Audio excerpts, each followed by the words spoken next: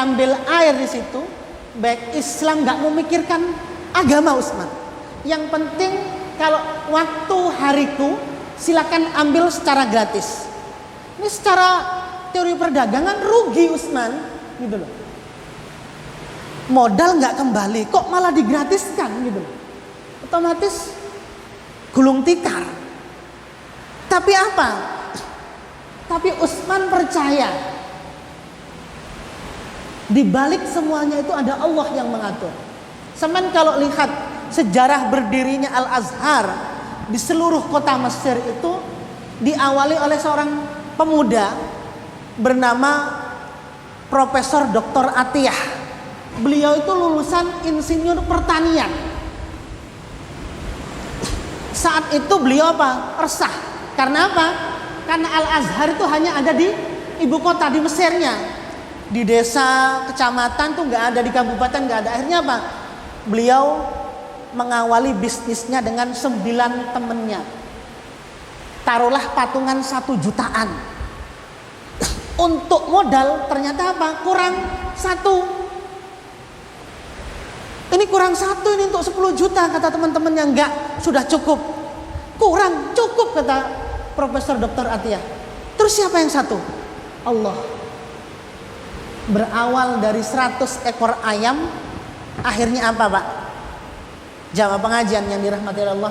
Sekarang kalau jenengan coba, kalau ya ada yang umroh, pilih, kan ada turnya ya, semoga cepat dibuka nantinya, baik untuk haji dan umroh. Pilih yang tur ke Mesir. Maka apa? Maka boleh, Pak, jamak kosor. Itu wakafnya Al-Azhar yang dipunya Profesor Dr. Atiyah. Itu hewan ternaknya saja. Untuk ayam, kalau saya berdiri di sini, Ustadz Solikin di barat, saya sudah nggak kenal. Lanu farrik bainar rizal wan nisa. Nggak bisa dibedakan antara laki dan perempuan. Itu berapa? Panjangnya, Pak, 2 hari perjalanan. Itu punya diawali dari bisnis. Nah, maka apa? Maka sebaik-baiknya orang muslim berdagang itu apa? Memudahkan saudaranya. Begitu nih. Jadi ngambil untung sebanyak-banyak silakan, nggak apa-apa. Tapi apa? Sebaik-baiknya orang muslim tuh memudahkan. Bahkan kalau di kepanitiaan ini ada pedagangnya silakan, nggak apa-apa. Nggak masalah. Umpamanya di luar, ya sudah di luar 21, ke saya 20.500.000. Atau kayak ongkos capek wes 50.000. Itu lebih baik. Karena apa? Karena apa? Kata Rasulullah SAW dalam hadisnya yang diuratkan oleh Abu Hurairah dalam kitabnya Al-Hakim Al-Mustadrak, orang berjalannya seseorang di antara kalian berdua, kata Rasulullah, yang turut memudahkan hajat orang lain, maka apa? Lebih baik daripada apa? Beriktikaf selama 1 bulan di masjid. Itu pahalanya, Pak. Yang lain monggo. Berkenaan dengan hewan kurban atau sudah paham semuanya?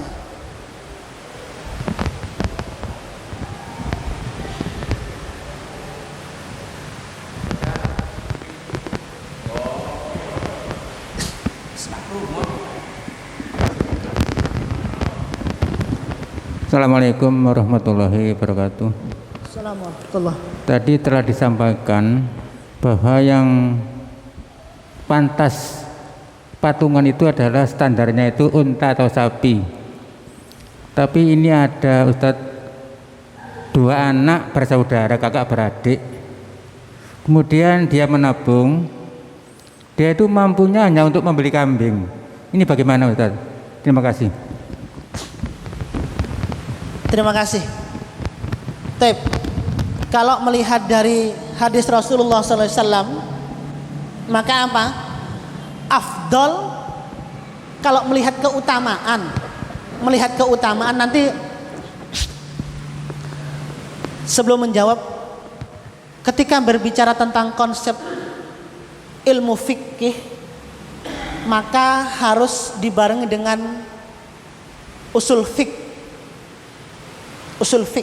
Karena apa? Karena fikih itu tidak bisa terlepas dari kaidah-kaidah atau undang-undang daripada ilmu usul fik. Jadi kalau hanya berbicara hukum, maka apa? Maka yang lain tidak akan terkena hukum-hukum yang lainnya nantinya. Nah, kalau mencari keutamaan, kata Rasulullah SAW, maka hamba Allah itu ketika berkorban afdolnya itu 1 ekor kambing atau 1 ekor domba per orang gitu Pak. Afdolnya itu 1 ekor kambing daripada apa? Daripada sapi patungan. Ini kalau berbicara tentang hukum ya, berbicara tentang hukum keafdolan secara hukum fikih. Tetapi kalau kita lihat maslahahnya, maslahah marsalah dalam qawaid usul fik, maka apa? Coba bandingkan.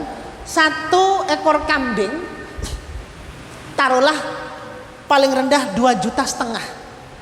Maka apa? Untuk membagikan kepada 20 orang itu sudah, ketika ditimbang umumnya 1 kiloan itu nggak cukup gitu loh. Nggak cukup dagingnya. Tapi kalau kita patungan dengan 2.500.000 umpamanya, atau 2 juta, dapat harga sapi umpamanya 14 di pasaran, umpamanya ada yang 14, 7 orang. Maka apa? Maslahannya lebih banyak. Bisa dibagikan untuk 1 RT, 1 RW bahkan bisa gitu loh. Tapi kalau 1 kambing, jangankan 1 RT, jangankan 1 RW, 1 RT nggak bisa gitu. Mungkin hanya cukup 5 keluarga. Itu pun kalau kambingnya gemuk. Terkadang kan kambing hanya besar perutnya aja, bulunya aja yang tebal gitu. Jadi apa? Maka apa? Bahwa ketika kita berbicara tentang konsep maslahah, kalau kita punya uang harta berlebih, kalau kita punya harta berlebih, maka apa? Lebih baik kita apa? Beli sapi dengan cara patungan, iuran. Banyak di masjid sini telah ditetapkan berapa biasa? 3 juta enggak? 3 juta. Maka apa? Sudah 3 juta sudah. Umpamanya saya contohkan, keluarganya Ustadz Alin, ada berapa orang anaknya? Ternyata apa? Sudah apa? Nabung, akhirnya apa? Ketemu, saya punya 1 juta, Mas Zidan punya 500, Mas Falih 1 juta, istrinya beliau 500, cukup sudah 3 juta. Maka apa? Itu bukan dihitung satu-satu, enggak, tapi apa? Sudah keluarga besar beliau sudah. Jadi kita lebih mencari maslahahnya. Karena apa? Dengan hewan kurban itu Pak, itu syiar bagi agama kita, syiar bagi agama Islam. Salah satu apa kata Rasulullah, salah satu cara untuk memudahkan segala urusan kita, salah satunya dengan berkurban. Nah, momentum Idul Adha ini jangan disia-siakan. Kalau kita nggak punya uang 3 juta, 2 juta, mungkin kita punya uang 500. Coba tiru sahabat Bilal sudah. Tiru sahabat Ibnu Abbas. Ibnu Abbas tuh nggak punya uang juga Pak. Hanya beli cukup untuk beli apa? Ayam. Memang syariatnya bukan ayam, tapi apa? Tapi yang dimaksud kesungguhan di situ. Mungkin setiap hari kita sudah biasa makan ayam gitu loh. Tapi orang-orang yang membutuhkan itu belum tentu Pak. Jadi begitu. Jadi kalau melihat keafdolan, 1 orang 1 ekor kambing. Tapi kalau maslahah lebih baik kita patungan sapi. Begitu. Yang lain, monggo.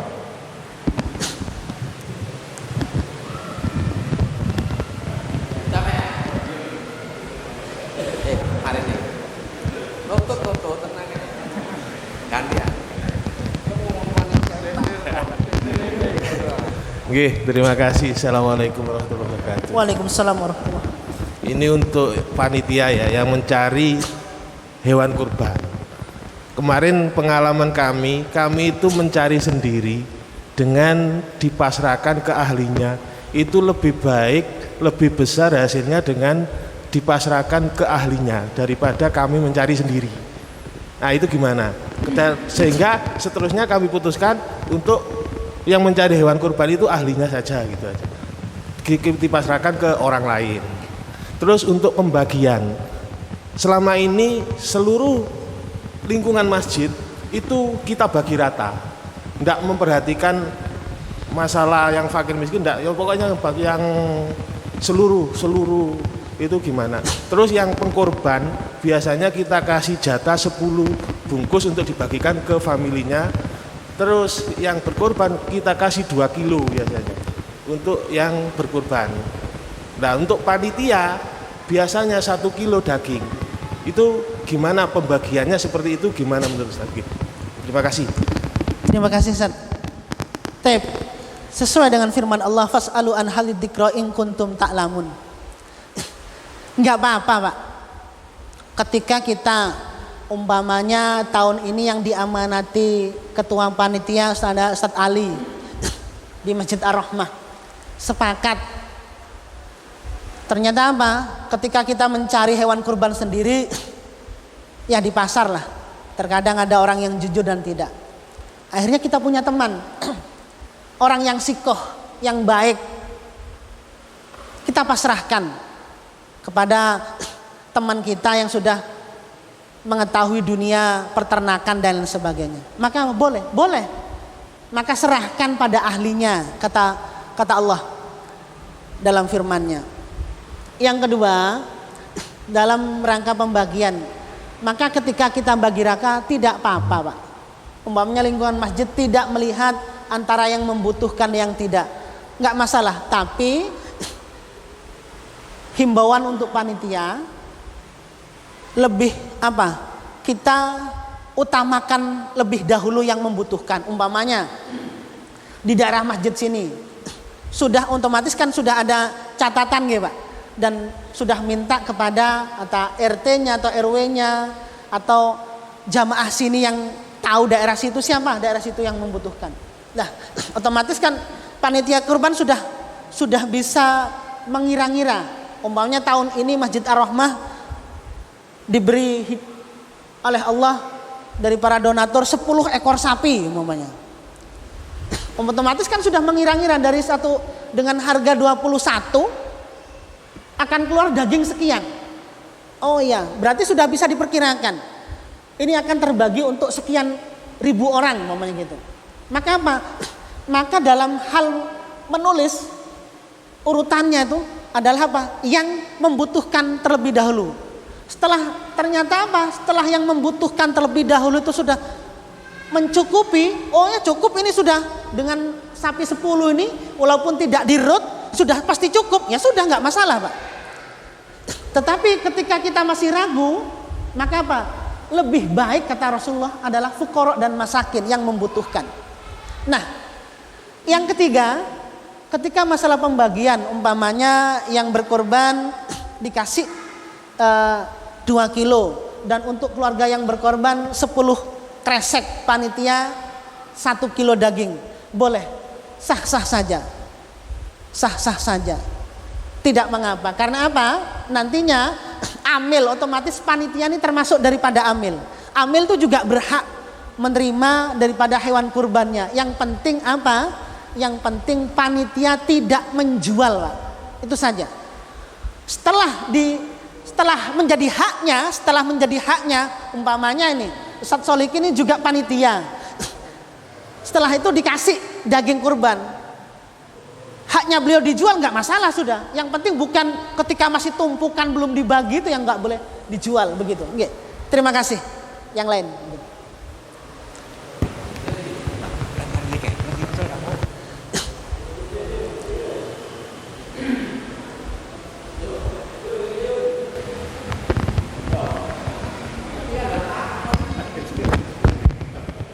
Assalamualaikum warahmatullahi wabarakatuh. Waalaikumsalam warahmatullah. Kalau tidak salah saya mendengar minggu kemarin dijelaskan bahwa kita berkurban ini kan istilahnya mampu, Pak ya. Nah, kalau seandainya kita utang gimana, Pak? Hutang. Iya. Atau mungkin gini, dalam kepanitiaan itu ya dari 7 orang kan kurang 1, Pak. Nah terus misalnya saya diminta, udah kamu masuk aja nanti uangnya gampang wes gitu. Setelah berkurban ini boleh gitu. Itu yang pertama. Terus yang kedua, hewan itu kan hitungannya sehat Pak ya, untuk dikurbankan.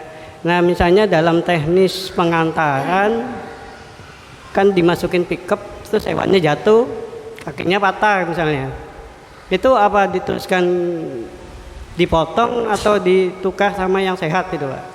Gitu aja. Terima kasih. Yang pertama, berkurban dengan cara berhutang. Maka di sini ada dua pendapat ulama. Yang pertama, tidak boleh, mutlak tidak boleh dengan alasan apapun. Yang kedua, boleh dengan syarat. Yang membolehkan ini ada syaratnya. Umpamanya seperti salah satu jamaah di sini pengen berkorban. Ternyata apa? Uang masih belum ada. Akhirnya apa?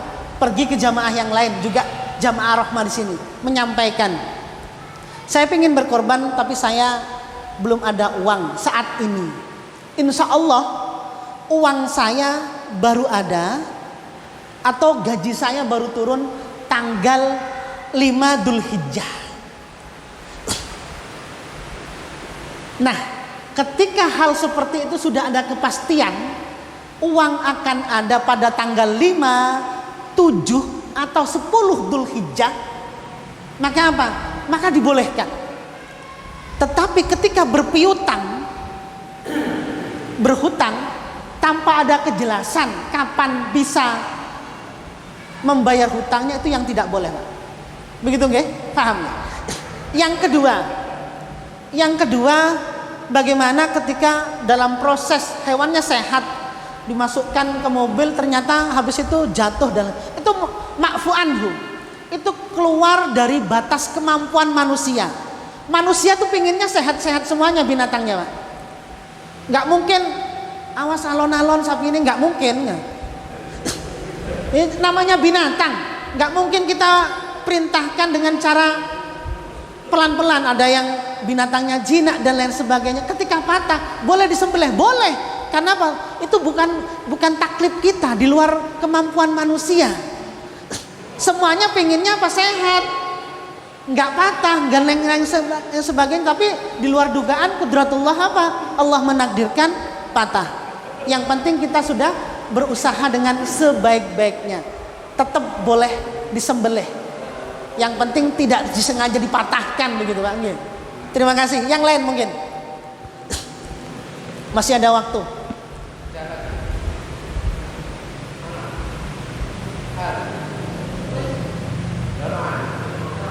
Enggak ada. Monggo Ustaz.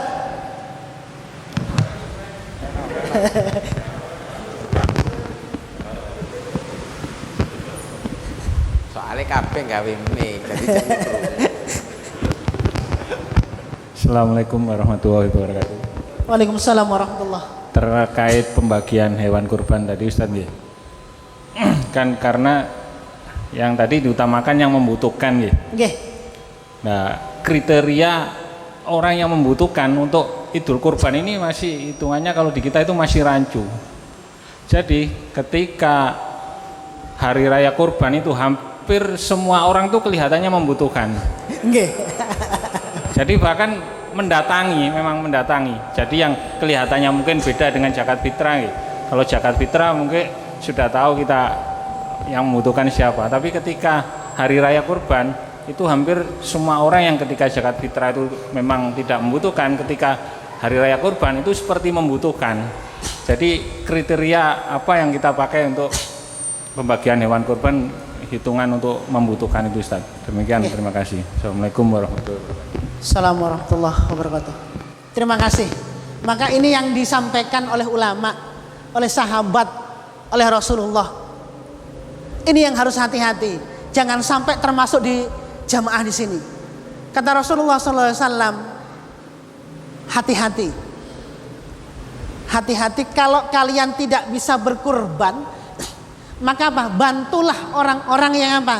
Yang berkurban. Ima dalam kepanitiaannya, ima dalam hal menyediakan hewan kurban tersebut, tapi jangan termasuk orang yang ini, kata Rasulullah. Apa? Mereka adalah orang yang apa? Yang berebut daging kurban. Yang apa?